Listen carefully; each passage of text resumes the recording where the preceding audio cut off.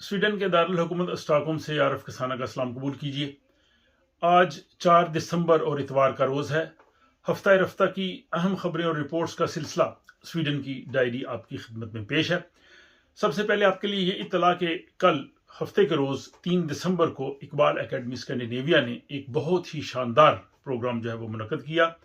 यौम इकबाल की इस तकरीब में स्वीडन की वजारत खारजा के साबिक डायरेक्टर जनरल और अलेक्जेंड्रिया इंस्टीट्यूट के साबिक सरबराह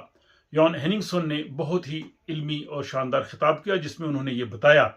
कि स्वीडन में अल्लामा इकबाल की फ़िक्र जो है वो किस तरह से परवान चढ़ी और इस पर कितना काम हुआ, और ख़ुसूसी तौर पर यह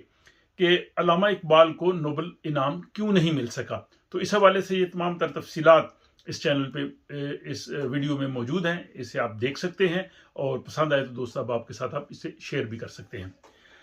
रवां हफ्ते में भी स्वीडन की माइग्रेशन पॉलिसी के हवाले से खबरें जो हैं वो काफ़ी मंजर आम पे रहीं, और इसमें स्वीडन की पार्लियामेंट ने बुध के रोज़ ये कानून पास किया जिसमें वर्क परमिट हासिल करने के लिए कम से कम तनख्वाह की जो हद है वो 13,000 स्वीडिश क्रोन से ज़्यादा करने पे जो है इत्तफाक राय हो गया है। लेकिन दो चीज़ें अभी वाजे नहीं हुई कि कम से कम तनख्वाह कितनी होगी और ये कब से नाफिजुल अमल होगा। तो इन दोनों चीज़ों के लिए हुकूमत के पास इख्तियार हासिल है कि हुकूमत कम से कम तनख्वाह कितनी रखती है और इस कानून को कब से नाफिज करती है। अमूमी तौर पर ख्याल यही है कि जो कम से कम तनख्वाह की जो हद है वो 27 से 33,000 स्वीडिश क्राउन के दरमियान हो सकती है।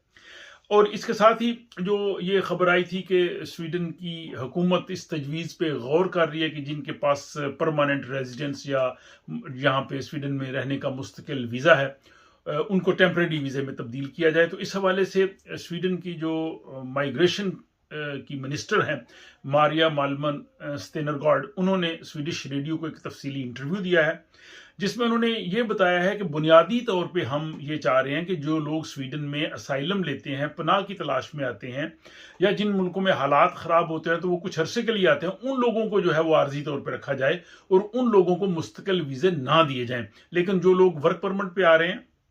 या जो लोग हुनरमंद हैं और जो पीएचडी स्कॉलर्स यहाँ पे आ रहे हैं उनको स्वीडन में जो है वो रहने के लिए उसी तरह से परमानेंट रेजिडेंस और वो जो सारा तरीकाकार है वो उसी तरह से रहना चाहिए। बल्कि उनका ये कहना था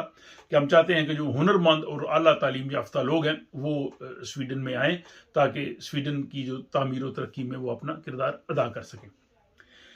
आप लोगों के लिए ये खबर कि अब हम अगर हवाई जहाज़ में सफ़र करते हैं तो दौरान परवाज़ हमें अपने मोबाइल फ़ोन का जो इंटरनेट है उसको ऑफ़ करना पड़ता है, उसको हम हवाई जहाज़ के मोड में तब्दील करते हैं। लेकिन अगले साल जून से यूरोपीय यूनियन में जो है अगर आप सफ़र करेंगे हवाई जहाज़ में तो आप अपने मोबाइल फ़ोन को उसी तरह से इस्तेमाल कर सकेंगे जैसे आप ज़मीन पे इस्तेमाल करते हैं। यानी आप इंटरनेट यूज़ कर सकेंगे, आप टेलीफोन कर सकेंगे, आप वीडियोज़ देख सकेंगे। और इसमें जो 5G नेटवर्क है वो इस सिलसिले में इस्तेमाल किया जाएगा। तो अगले साल जून से आप हवाई जहाज़ में बैठ के भी अपने मोबाइल फ़ोन को बिल्कुल उसी तरह इस्तेमाल कर सकेंगे जैसे आप अमूमी तौर पे इस्तेमाल करते हैं। दूसरी जो है वो सहूलत ये भी आ रही है कि अभी जब हम सफ़र करते हैं तो हमें अपना जो लैपटॉप होता है और जो माया अशिया हम साथ लेके जा रहे होते हैं बैग में, उनको बाहर निकालना पड़ता है और उनको वो फिर स्क्रीनिंग होती है। लेकिन अब इसमें जो है वो ट्रायल्स किए गए हैं आयरलैंड और यूके में भी कि लैपटॉप और जो माया अशिया हैं उनको बैग से निकालने की ज़रूरत नहीं होगी। और अगले साल से आर्लंडा एयरपोर्ट स्टॉकहोम में ये सहूलत जो है वो फ्राहम कर दी जाएगी और इससे मुसाफिर जो है वो काफ़ी बेहतर तरीके से और आसानी से सफ़र कर सकेंगे। आलमी तवानाई एजेंसी की ये रिपोर्ट आई है कि यूरोप में और बल्कि बाकी जगहों पे भी बिजली की कीमतें बढ़ने की वजह से आलमी सतह पर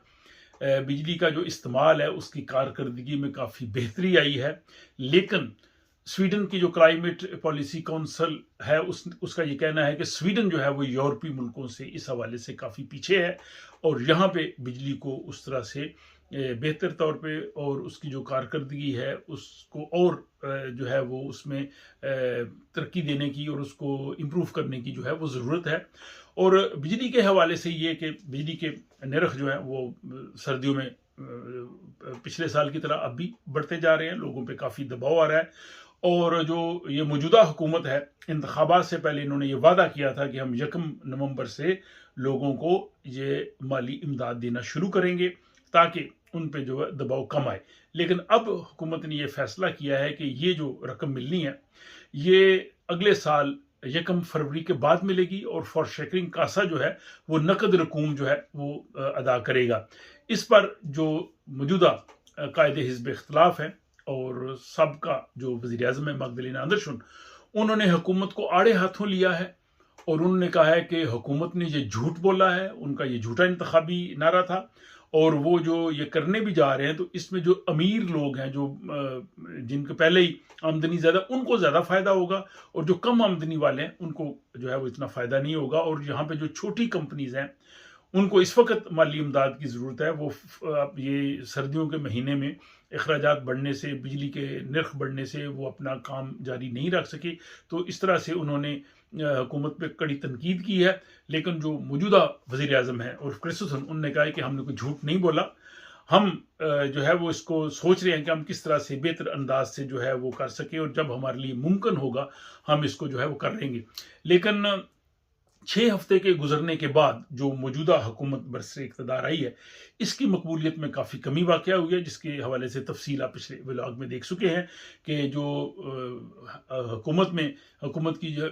हमायती जमात SD है, इसकी मकबूलियत में काफ़ी ज़्यादा कमी आई है, बल्कि हुकूमत की तमाम जमातें जो हैं इनकी मकबूलियत कम हुई है। जबकि हिज़्ब इख्तिलाफ की जो जमातें सोशल डेमोक्रेट और लेफ्ट पार्टी है, इनकी मकबूलियत में काफ़ी ज़्यादा हुआ है, इजाफा हुआ है। और जो सोशल डेमोक्रेट इस वक्त सबसे ज़्यादा मकबूल जो है वो जमात के तौर पे सामने आई है, जिसमें मुबसरीन का कहना है कि जो मगदलिना अंदरशुन है, इनकी जो शख्सियत है उसकी वजह से और जो हुकूमत से जो इक़दामात की तवक्को थी वो उन्होंने आते हुए नहीं किए, तो लोग जो है वो थोड़े इनसे मायूसी का जो है वो शिकार हो रहे हैं। स्वीडन के स्कूलों में जो है वो यूनिफॉर्म्स नहीं है, बच्चे जो मर्जी कपड़े चाहें वो पहन के आ सकते हैं। लेकिन यहाँ पे जो इंटरनेशनल इंग्लिश स्कूल हैं और ख़ुसूसन यहाँ जो स्टॉकहोम के इलाके थेबी स्कूल है, वहाँ पे बच्चों को एक ड्रेस कोड यानी यूनिफॉर्म जो है वो पहनना पड़ता है, जिस पे स्वीडन का जो स्कूलों का इदारा है उन्होंने मुदाखलत की है और उन्होंने स्कूल को ये करने से रोक दिया है। उन्होंने कहा कि 27 जनवरी तक वो इक़दामात करें और उसके बाद बच्चों की मर्जी है वो जो मर्जी कपड़े पहन के आएँ। दूसरा, उन्होंने ये भी कहा है कि आप बच्चों पे ये पाबंदी आयद नहीं कर सकते कि आप फ़लाँ कपड़े जो है वो पहन के ना आएँ। और आपको याद होगा कि पिछले व्लॉग में ये बात की गई थी कि यहाँ की जो हुक्मरान जमात मॉडरेट पार्टी है, उनके 6 अरकान पार्लियामेंट ने ये तजवीज़ पेश की है कि स्कूलों और प्री स्कूल फॉर स्कूला में बच्चों को स्कार्फ पहनने पर पाबंदी आयद की जाए। तो लेकिन वो उनकी तजवीज़ जो है वो किसी तरह से भी उसको जो है हमायत हासिल नहीं हुई। इससे पहले भी कई दफ़ा इस तरह की बातें हुई हैं, अदालतों में भी केस गए हैं, लेकिन हर दफ़ा जो है वो अदालतों ने भी और अथॉरिटीज़ ने भी इसको मुस्तरद किया है कि ना ही तो किसी को ज़बरदस्ती कोई कपड़े पहनने पे मजबूर किया जाना चाहिए और ना ही किसी को ज़बरदस्ती रोका जाए कि वो स्कार्फ या हिजाब या बाकी चीज़ें नहीं ले सकता। तो इस हवाले से जो है वो जो हिजान या परेशानी है, मेरा ख्याल है कि अब इन चीज़ों से जो है वो ख़त्म हो जानी चाहिए। और मौसम के हवाले से जो है वो ये ख़बरें हैं कि अगले हफ्ते से पूरे स्वीडन में दर्जा हरारत मनफी हो जाएगा और बर्फ़बारी का पूरे मुल्क भर में इम्कान है। इस हवाले से ये है कि महकमा मौसमियात ने लोगों से कहा है कि वो मौसम के मुताबिक जो है वो कपड़े पहने ताकि मौसम की शिद्दत से वो अपने आप को महफूज रख सकें। तो ये थी हफ्ता रफ्ता की जो अहम ख़बरें हैं, यहाँ की रिपोर्ट्स है। इस हवाले से अपनी राय का ज़रूर इजहार कीजिए और अगर आपको ये सिलसिला पसंद हो तो अपने दोस्त अहबाब से शेयर भी कर सकते हैं। मुझे इजाज़त दीजिए। खुदा हाफिज़।